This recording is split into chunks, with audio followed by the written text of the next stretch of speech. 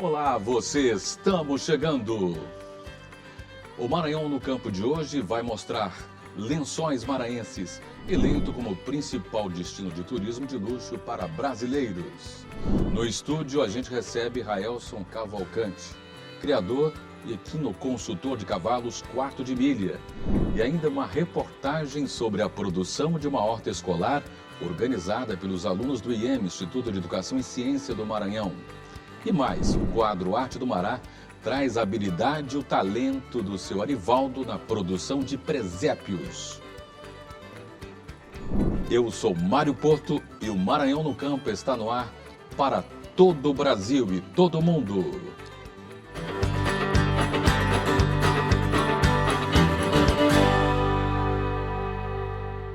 Os Lençóis Maranhenses foram reconhecidos como o principal destino de turismo de luxo para brasileiros, de acordo com o Anuário de Tendências de Luxo 2025, produzido por empresas de consultoria e pesquisa nesse mercado. Os Lençóis desbancaram Fernando de Noronha, que tradicionalmente liderava as preferências do público de alto poder aquisitivo.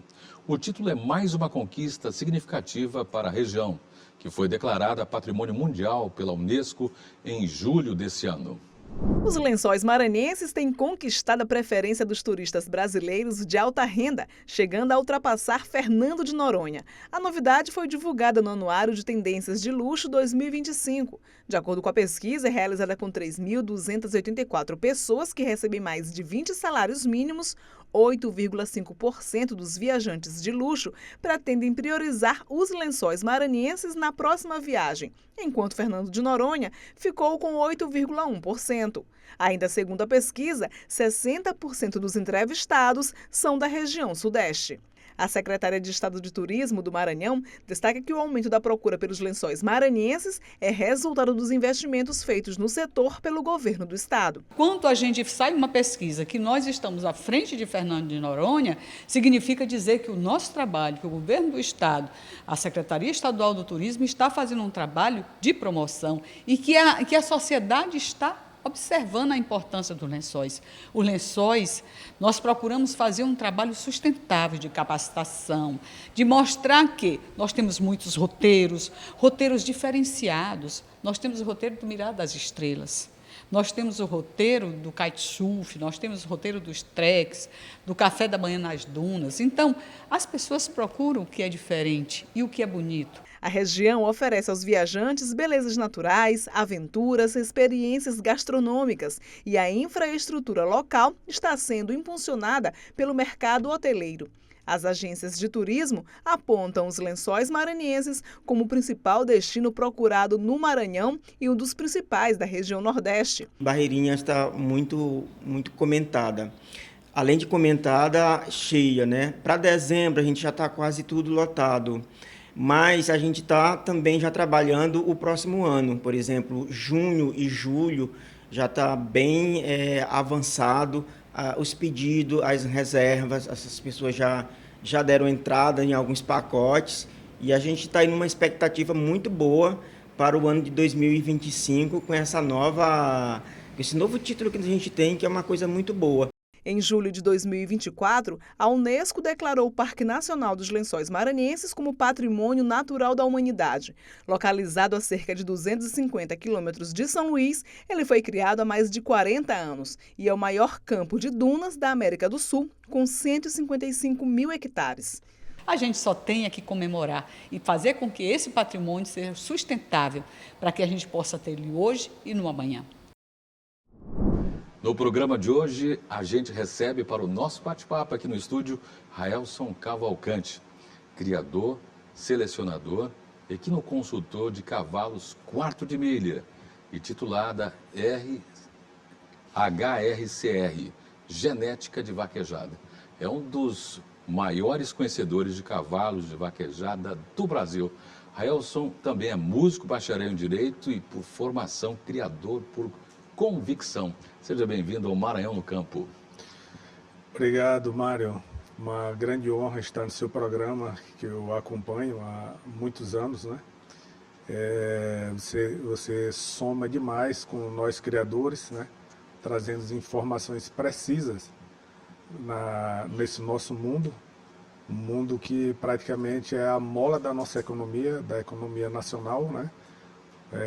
Onde tudo pode estar dando errado, mas a agropecuária, ela, aos trancos e barrancos, o pecuarista, quem está nessa atividade, são verdadeiros heróis, né? Que para mim, quando fosse no final do ano, cada um deveria levar uma comenda, que praticamente sustentam esse país. É verdade, a gente tem acompanhado nos últimos anos o PIB do Brasil se deve à agropecuária, sem dúvida alguma.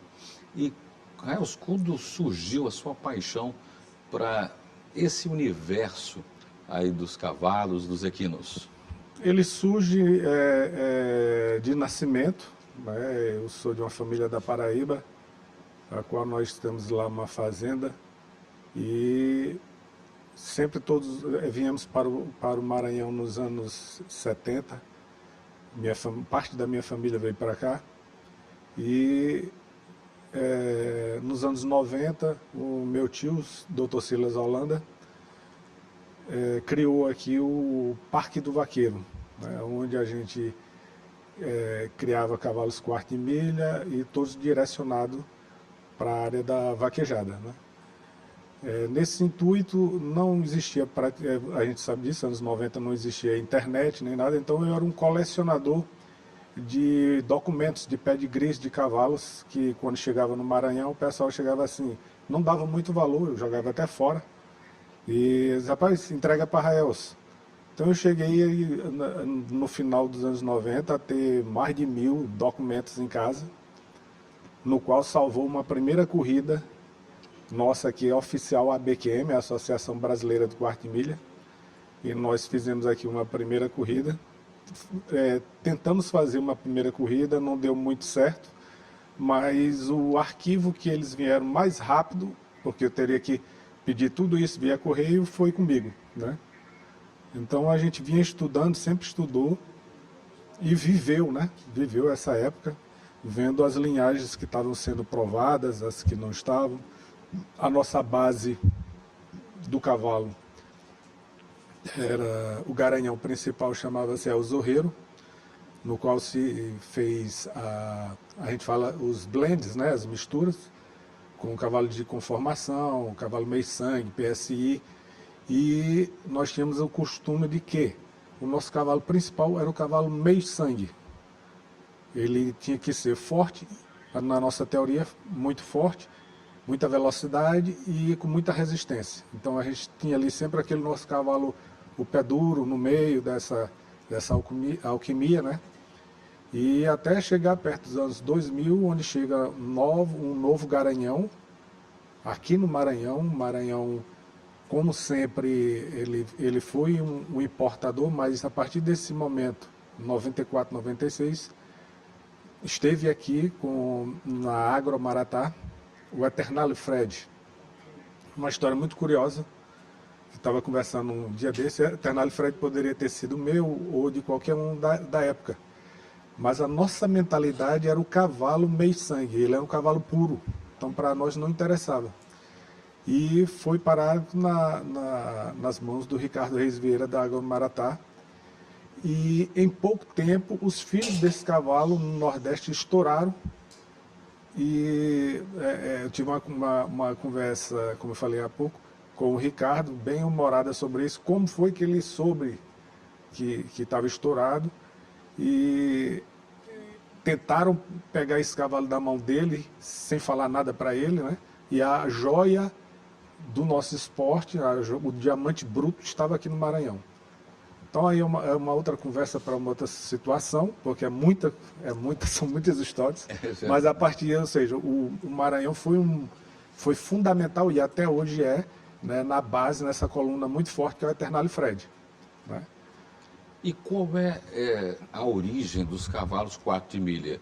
A gente sabe da fama dos cavalos árabes, a velocidade, a beleza, mas de onde vem? Qual é o país de origem? Americano, né? Americano. Os americanos teve a fusão dos cavalos espanhóis com os Mustangs, e ali foram nascendo aqueles cavalos compactos, fortes, muito rápidos de arranque, né? E os vaqueiros, nos fins de semana, faziam aquelas apostas, né? Qual o cavalo mais rápido. E em 400 metros, 402 metros, era das linhagens do cavalo mais rápido que existia. Ou seja, no arranque ninguém ganha o quarto de milha, né? O PSU, puro sangue inglês, não, já é diferente.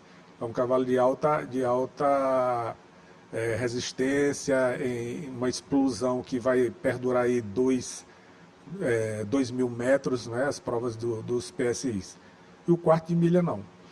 E aí mais serviu tanto na apartação, de mexer com o gado. Então um cavalo muito completo, como fala o próprio slogan do quarto de milha, né? O quarto de milha é a linhagem, a raça mais versátil do mundo, né? Está em todos os esportes. Algumas raças não conseguem estar desenvolvendo alguma coisa tão perfeita como os quartos de milhas fazem, né? E você competiu durante um período? Lá no Parque do Vaqueiro, o Parque do Vaqueiro para nós foi o grande embrião de tudo. Lá nasceu as entidades, a nossa Federação de Esporte Equestre nasce ali, a Associação dos Vaqueiros do Maranhão nasce ali, né? E ali a gente, eu tenho um primo que Rafael Holanda, foi criado como aquele boxeador, Holyfield.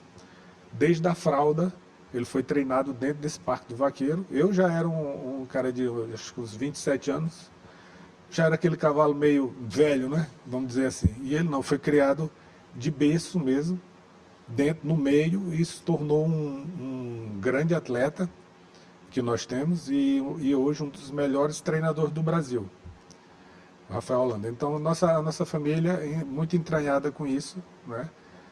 Então eu digo assim, para você estar entendendo dentro do esporte ali, você acho que tem que ter vivido muitos anos, né?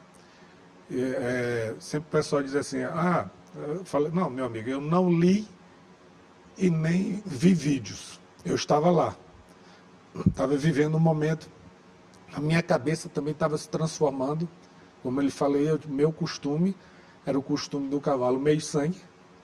Então, anos 2000, chega o Eternal Fred, mas chega um outro cavalo, um outro visionário do cavalo, chamado Jonathan Dunnett, que lança o cavalo Silver White Jr., SLN, o Rochão, né? Então ele é o primeiro cara a apostar e fazer um marketing do garanhão, um garanhão correndo boi. Pois o costume era todo mundo estar com o cavalo meio sangue. E capado, castrado. Ninguém gostava de estar com o cavalo inteiro, porque todo mundo andava em caminhões compartilhados. Tu tinha esse teu cavalo, eu tinha o meu, e ele ia num caminhão só, 6, 7 cavalos num caminhão só. Não existia caminhões de luxo, eram aqueles caminhões Mercedes pequenos. O luxo era só para o cavalo mesmo. Então não tinha condições de estar um cavalo inteiro estando no meio, né? Senão a briga era muito feia, os cavalos inteiros. Aí o Jonathan já anda com o cavalo dele só, e tudo que é diferente, né, causa um certo impacto. Eu disse, esse cara é meio louco, andando com o cavalo inteiro. Não, mas ele tinha um caminhão andando exclusivo com o cavalo. Então a partir daí ele foi provando. Tinha outros cavalos inteiros também, inclusive que foi dele, o Skill FB, vários monstros que ficaram na história, né, cavalos inteiros, que deixaram aí a sua genética para ser provada para todos nós, até hoje, né? Então eu vivi esse momento. Como eu te disse, eu rejeitei um cavalo que ia ser o diamante, né? Por puro ser sangue, né? Um puro sangue. Eu rejeitei, mas não sabia, ninguém sabia o que estava acontecendo lá atrás com os filhos dele, né? Quando a notícia chegou, todo mundo ficou, inclusive nós, rapaz, onde está esse cavalo? Está na Agromaratá, pronto. E daí surge todo um outro capítulo do cavalo, né? Aí você aprofundou os estudos com relação à genética. Isso. Como você falou, né? Teve ali essa fusão. Você imagina, por exemplo, a força de um Mustang, né? Com um cavalo, e E essa genética, essa fusão, transformou esses cavalos velozes, compactos, que são os quartos de milha. Isso. Além de ter a habilidade do cavalo de apartação. Então, o cavalo de vaquejada, ele tem dentro dele ali vários cavalos, né? Várias linhagens ali que formam ele, né? Tem que ser um cavalo muito bom, vamos dizer, rédea para apartar, e ter essa habilidade de apartação, muita velocidade, muita força, né? Então, ele é um conjunto de várias linhagens dentro da raça, né? Então, ao longo dos anos, havia alguns consultores, né, que vinham de São Paulo para cá, ou até para vários estados do Nordeste. Então, teve um certo momento, muito curioso, que acho que início de 2000, 2006, alguma coisa, nesse ano mais ou menos, a atividade de assessor, de consultor, nasce no Maranhão, especializada de vaquejada para o Brasil, nasce no Maranhão. Como assim? Eu já fazia isso, como alguns amigos já faziam, que tinham essa curiosidade. Tu estavas interessado em comprar um cavalo X, assim, assim, assado, a gente, vamos ver qual é a melhor maneira, o leilão X, tal, tal. Então eu fiz isso muito mais... Empiricamente, muito mais por paixão e tal, tudo.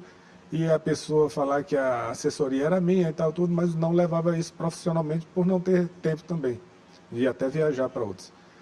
Então, uma pessoa na Paraíba, um amigo nosso, Leon,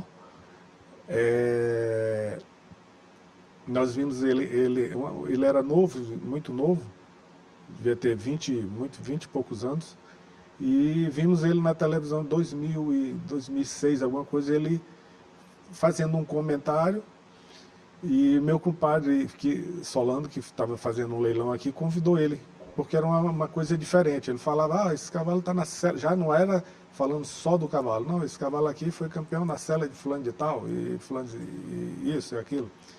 E achamos interessante, e aí daqui, numa conversa, nós, inclusive o meu compadre, todo mundo com ele disse, rapaz, tu tem que levar isso para frente, para lá, porque lá é o caldeirão, a Paraíba, o Pernambuco, a coisa era muito mais efervescente, né? Porque basta a gente ter essa assessoria das pessoas de São Paulo. Às vezes a pessoa está aqui fazendo essa assessoria, ele está falando grego para a gente. Não batia muito com o que a gente estava aceitando. Então, o Leon faz esse trabalho muito, muito bom e abre e consolida, né? Infelizmente fecha um pouco as portas de alguém, apesar que tudo isso vai depender da vontade do dono do leilão, né? Mas, ou seja, ficaram as pessoas do Nordeste mais dando essa orientação, principalmente nos leilões, né, que foram surgindo. Eram poucos leilões, mas foram surgindo. Hoje é leilão, todos os dias tem leilão de cavalo, né? É impressionante. É impressionante. Como o mercado cresceu de uma forma avassaladora. Muito grande. A paixão pelos cavalos só aumenta a cada dia, né? E quando nasceu sua paixão pelo rock? É uma coisa curiosa, né? Na realidade, como músico, a minha família é uma família de músicos. Eu tenho uma foto que meu tio, na realidade, quem me ensinou mesmo, que deu meus primeiros acordes foi meu avô, que foi o professor do meu tio, mas o meu tio, o Edivaldo Holanda, que você conhece, tem uma foto dele, ele muito novo, e eu estou no berço, ele com violão, meus olhos, eu ainda vou lhe mandar essa foto, estão na nota da mão dele, né? Então é uma família cheia de músicos e com 18 anos, 19 anos, o rock era digamos, o som mais abrangente, mais forte que estava existindo naquela época. E aí eu entrei além de violonista, e fui estudar guitarra, e com 18 anos entrei sem largar o cavalo nunca, né? Claro. Então andava as coisas paralelas ali. Inclusive corria, algumas vezes que corria, eu passei 20 anos na vaquejada sem ninguém saber meu nome. Porque a gente tem inscrição, aí vai fulano e cicrano. O cara fala que quando os caras me conheciam, meu nome é um pouco complicado para eles, aí eles olhavam assim, ficavam gaguejando meu nome, e eles diziam assim, não, é cabeludo. Então eu passei 20 anos sendo cabeludo, porque eu tocava, né? E eu cabelo amarrado E na ia época para o as cabelo corridas. comprido? Ia para as corridas assim, né? Mas sempre respeitado por todo mundo, né? E tanto na área musical quanto na área do cavalo. Mas que legal, né? Mas Na verdade, o que eu são falo dois assim, hobbies, né? Duas paixões. Totalmente diferente, mas uma das coisas que eu aconselho a todo mundo, né? Às vezes você tem aquela, por causa de família, por causa de sociedade, eles parem com isso e façam o que você gosta, né? A partir do momento que você concentra no que você gosta, e se aquilo é um trabalho, ele vai deixar de ser trabalho. É verdade, isso é fato. Você vai se divertir, né? Sem dúvida alguma, né? Eu digo por mim porque a comunicação estava na veia, então não é trabalho, é amor, né? E na verdade isso vira um lenitivo, te cura, te restaura, né? Então é maravilhoso. Oxalá se todas as pessoas encontrassem um trabalho que realmente fizesse por amor. Né? Então o brilho nos seus olhos, vaquejada, quarto de milha, a música, né? Também uma família de músicos, então tudo isso conta demais. Agora, Raelson, para quem está nos assistindo e gostaria de contratá-lo como consultor, um equinoconsultor. Nós temos o Instagram, Raelson HRCR, né? Consultoria e assessoria, e lá nós temos tanto a nossa criação, como também de parceiros, né? Então a pessoa entra em contato comigo pelo Instagram ou no meu número 98991934240, né? E a gente vai estar à disposição de montar seu projeto, né? Temos vários projetos aqui montados há mais de 10 anos, várias áreas que tem aqui, de sucesso, tem a nossa mão ali, né? São cases de sucesso no Maranhão. Sucesso, com certeza. Entendeu? Então o Instagram é Raelson HRCR. HRCR. Então segue aí o Raelson e aí você pode ir lá no direct já conversar com ele, contratar o serviço. A consultoria faz toda a diferença. Totalmente. Sem dúvida alguma, viu? Você vai mais seguro. É verdade. Raelson, foi uma honra te receber aqui no Maranhão no Campo. A gente fechar esse ano, o último programa do ano. A honra foi nossa. Que honra tê-lo aqui. E vamos ter mais vezes, com certeza. E no próximo bloco, você vai ver uma reportagem que vai mostrar alunos do IEMA, Instituto de Educação, Ciência e Tecnologia do Maranhão, que implantaram uma horta escolar com objetivos de estimular práticas sustentáveis. E o nosso quadro Arte do Mará, que apresenta o talento do seu Arivaldo na construção de presépios. Eu volto já.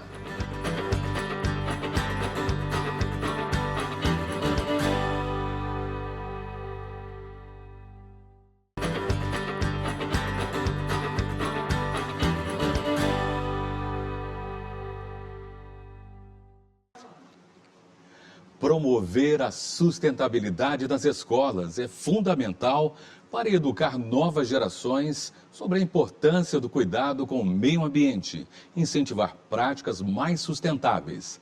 A horta na escola é uma excelente forma de envolver os alunos nesse processo, proporcionando uma experiência prática enriquecedora. Alunos do IEMA, Instituto de Educação, Ciência e Tecnologia do Maranhão, implementaram a horta escolar com o objetivo de despertar o interesse pela natureza e os alimentos saudáveis. Esta foi mais uma ação que busca colocar os estudantes do Instituto de Educação, Ciência e Tecnologia do Maranhão, do Itaquibacanga, diante de um tema super importante: compreender, valorizar e preservar o meio ambiente. A conscientização sobre as questões ambientais e a responsabilidade individual na proteção do planeta começam com gestos simples, que possuem um grande impacto, como observa a gestora-geral do IEMA. Projeto da Horta Sustentável, onde a Horta do IEMA, ela, em parceria com as empresas, elas foram estruturadas com o propósito de pensar em alimentação saudável. No entanto, a horta hoje, que é a nossa horta Iólico Trim, foi ampliada em função de um trabalho de resgate de alguns alunos que queriam sair da escola, os alunos que não estavam comprometidos com a educação. Então a horta, ela pegou um cunho bem pedagógico.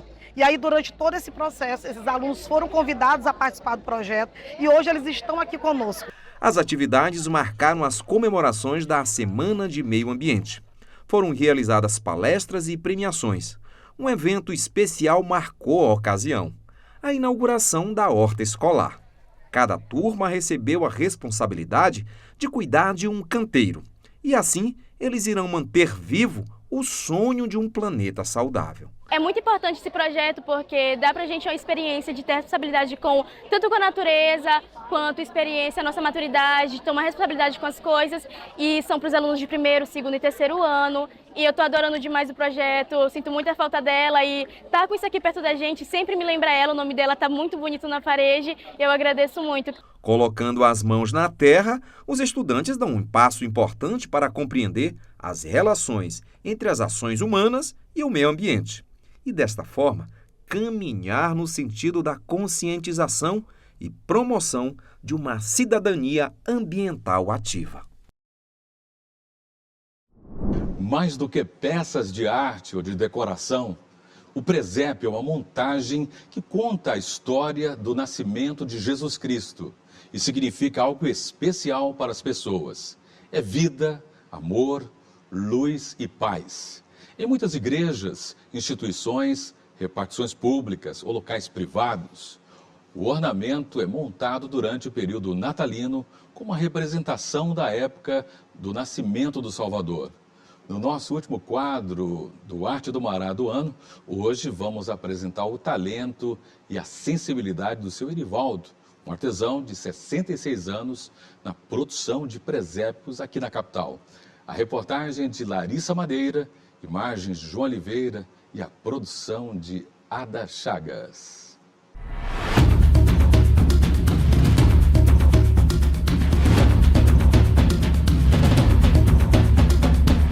Aqui, cada peça foi confeccionada de forma manual, trabalho que passa pelas mãos habilidosas do Arivaldo, ou simplesmente seu Ari.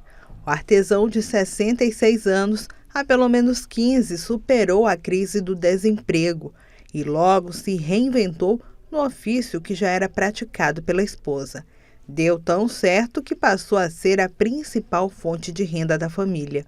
Hoje ele é referência em arte sacra, mas nesta época do ano, o carro-chefe das vendas são os presépios, um dos itens mais tradicionais de decoração natalina na tradição católica. Nós começamos a confeccionar as peças já no mês de outubro, porque a demanda é grande realmente, né? Muita gente procura, muita gente compra. E principalmente a questão dos presépios, né? Os presépios, as imagens, os textos. E tem muita coisa, né, para dar de presente, então nós trabalhamos nessa linha toda. E os presépios, né, são as peças maiores, né, e que tem uma saída muito boa. A tradição católica diz que o presépio foi criado por São Francisco de Assis em 1223, durante uma viagem à Itália. Como forma de celebrar o nascimento de Jesus Cristo, o ritual é mantido pelos fiéis. Por aqui, cada peça tem um toque de delicadeza. Apesar de ter elementos comuns que compõem o presépio, como o próprio Menino Jesus na manjedoura, os Reis Magos, cada presépio pode ter a sua própria característica. E é exatamente essa a preocupação do seu Ari, que ao confeccionar cada peça acaba fazendo com exclusividade. São peças únicas com toda a criatividade do artesão. Para a produção, diferentes tipos de material ajudam a dar o formato: madeira, gesso, feltro, biscuit e um pisca-pisca para deixar com aquele ar natalino. O presépio é uma evangelização, porque quando a gente olha o presépio, a gente se lembra de Jesus e toda a importância dele para a nossa vida, né? É o próprio Deus que se encarna na humanidade e se faz presente para garantir a nossa salvação. Tem coisa melhor do que isso? Não tem. Então, quando a gente olha um presépio, quando a pessoa olha o presépio, ele vai se lembrar de Jesus, vai se lembrar do projeto de Deus para a salvação da humanidade. Ele foi criado, na verdade, foi criado por São Francisco há mais de 800 anos atrás, 1.200 anos atrás, na verdade, exatamente nesse sentido, de evangelizar. Então, é uma forma de evangelizar também. Os presépios vendidos pelo seu Ari podem ser encontrados em um shopping de São Luís ou na rede social do artesão. As encomendas não param. Mais do que um trabalho, Para ele, o presépio tem um significado especial, que leva a mensagem do Natal através da sua arte. Para que todos possam ter em sua casa, né, essa lembrança, né, do Natal, esse momento onde as pessoas podem também fazer as suas orações também, porque é um convite à oração. Por exemplo, numa casa chama para isso, né? Reúne a família em torno. Muita gente usa para esses encontros familiares, para oração, né?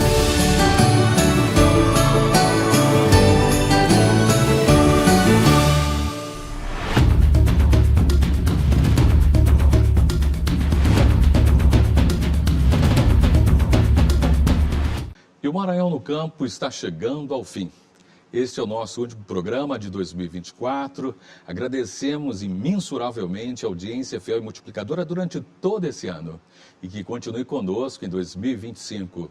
Lembrando que todo sábado, às 8 horas da manhã, temos um encontro marcado aqui pela TV Assembleia, canal 9.2, e também pelas nossas redes sociais, especialmente pelo nosso canal no YouTube. A reprise vai ao ar aos domingos, às 8 horas da manhã. Muitíssimo obrigado pela sua companhia, audiência, um bom final de ano, um bom começo de ano, que 2025 seja um ano de muita paz, conquistas, saúde e prosperidade. Um forte abraço para você, força sempre e nunca se esqueça que o impossível é quase sempre o que não se tentou. Até o ano que vem.